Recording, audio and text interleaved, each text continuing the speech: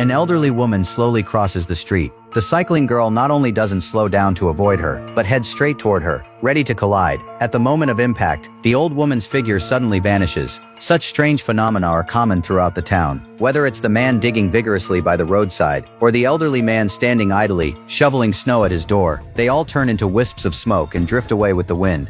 Even students laughing and playing together are no exception. The source of all these bizarre phenomena began with a violent explosion at a research institute 10 years ago. The terrifying energy from the blast didn't destroy the buildings, but instantly claimed the lives of all living beings within a 100-mile radius. After the disaster, the deceased became illusory phantoms lingering in the world. They appear daily at fixed times and locations, repeating the same actions. After briefly appearing, they vanish completely. The local school even set up special courses to study these mysterious phantoms. To investigate the origins of these unknown apparitions, Kate's father tragically perished in this disaster. Grieving, she voluntarily enrolled to study diligently. In class, the teacher explains the 3 inherent rules of phantoms. They have no consciousness, cannot be touched, and do not affect reality. But Kate keenly notices that the number of phantoms in town is steadily increasing. What evidence do you have to support this theory? What about her? A stranger's figure suddenly appears, instantly attracting everyone's attention. This person is clearly not one of their classmates. Although the phantom behaves strangely, fortunately it doesn't harm anyone else. Before long, the figure gradually fades and disappears. After finishing the day's classes, she returns home. Kate intended to relax her tense mind, but what happens next will become a turning point in her life.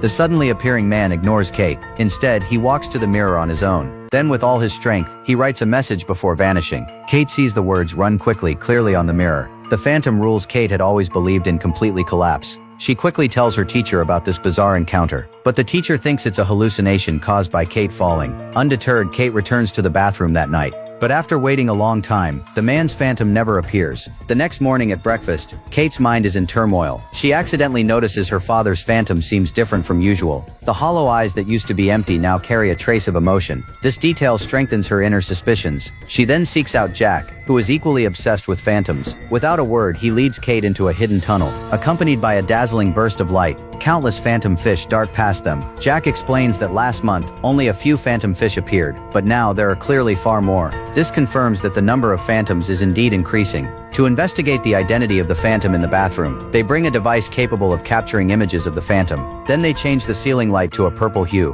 When everything is ready, and the time reaches 6:30, the man's phantom indeed appears. This time he seems to notice Kate's presence. His gaze, full of fierce intensity, locks onto her. Fortunately, the phantom cannot cause physical harm. Based on the photos taken, Jack successfully discovers that the phantom's real name is David. Flipping through old newspapers, they find an old unsolved case. 10 years ago, a young girl was brutally murdered. David was the last person to have contact with the victim before the incident. Strangely, the victim's body was discovered the next day, and the police found David's body in a hotel. The two gather together to review the case clues. Jack suddenly sees Kate's father's phantom, holding an old newspaper from 6 years ago. However, Kate's father clearly died 10 years ago. This clearly defies logic. He immediately realizes that he is secretly conveying a crucial message. Indeed, the newspaper records another case of a murdered girl. Careful comparison of the details reveals that the two murders, 4 years apart, have highly similar methods, and both victims were born on February 29th. This shocks Kate profoundly, because her birthday is also on that day. Realizing she could be David's next target, the two immediately visit the close friend of the girl who died 10 years ago. They learn the location of the crime at that time. It happens to be at the core area of the Research Institute explosion. The remnants of the deceased day after day continually replay the tragic scenes of their murders. To uncover more hidden truths and clues, the two summon courage and enter this dangerous restricted zone. The once thriving city is now desolate and ruined. Countless phantoms roam everywhere in the city. The entire abandoned city seems like a bustling ghostly kingdom. It hides a shocking secret capable of consuming everyone. Kate searched the crowd for clues. She unexpectedly spotted the Research Institute's doctor from back then. He was the key person responsible for the disaster 10 years ago. Kate wanted to approach him to uncover the truth, but the doctor immediately ran away. After finally blocking his path, The doctor pulled a gun from his pocket. Faced with Kate's desperate pleas, he finally revealed the truth. It turned out that the Institute had discovered something strange back then. After the nuclear explosion, the affected people seemed to be incinerated. Their figures were permanently imprinted on the walls. Based on this phenomenon, scientists believed they could open a passage between the living and the dead, allowing the dead to return to the living world. But this required using a living person as a vessel. Just as the experiment was about to succeed, the Institute suffered a massive explosion, causing the terrible disaster from 10 years ago. David was originally the doctor's trusted assistant. He cruelly killed his own girlfriend, and even attempted to resurrect her through soul transfer. 6 years later, a similar murder occurred again, but David had already died by then. How could he still kill through a phantom?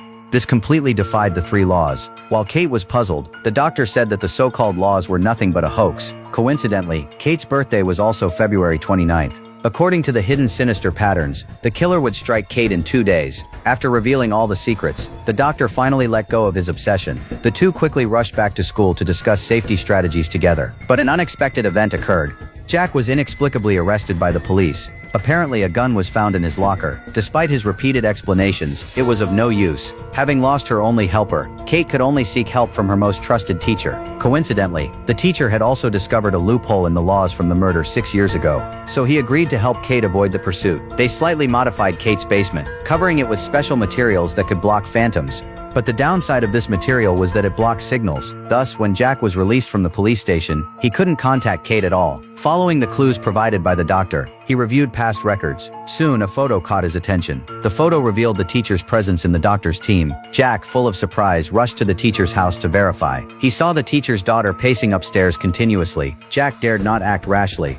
Suddenly, he noticed her tense expression. She was running while shouting. Then she quickly turned into a wisp of smoke and drifted away. This familiar scene made him realize immediately. The teacher's daughter was also a phantom. She had been at the site of the explosion back then. The teacher had luckily survived, but he had lost his daughter forever. Jack sensed something was wrong, and prepared to leave quietly, but the teacher suddenly appeared, and knocked him unconscious. When he woke up, David was tightly bound, lying at the bottom of a pit. After the teacher concealed him, he returned to the basement as if nothing had happened. At that moment, a metal piece on the wall suddenly fell off. Kate stood up and restored it to its original position, but her finger accidentally got a cut. Curious, she asked the teacher what the material was. Upon learning it was lead alloy, Kate suddenly remembered.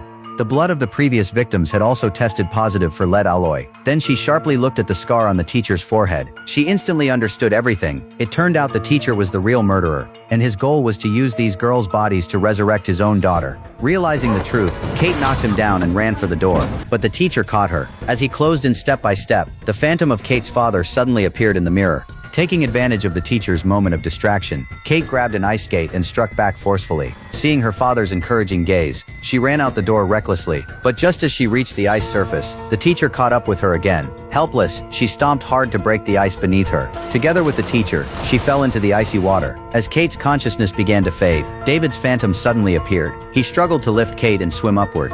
David's girlfriend cheered him on from the side. Meanwhile, the girl who had died 6 years ago finally got her chance for revenge. She dragged the teacher into an endless abyss. Kate, now rescued, expressed her gratitude to David, but she was too exhausted to climb out of the ice again. At this critical moment, Jack arrived just in time. He successfully pulled her out of the water. It turned out Jack had not been buried alive. In the moment of danger, he was saved by the phantom of a loved one. The figure who repeatedly bent over to dig by the roadside every day was his father, who had always been watching over him. Day after day, he repeated the same actions, just to be there at the crucial moment to protect his child. All those who love you have never disappeared. They have always been quietly watching over and protecting you. When you need them most, they will appear immediately. This bond, spanning life and death, cannot be severed. Perhaps this is what is called destiny.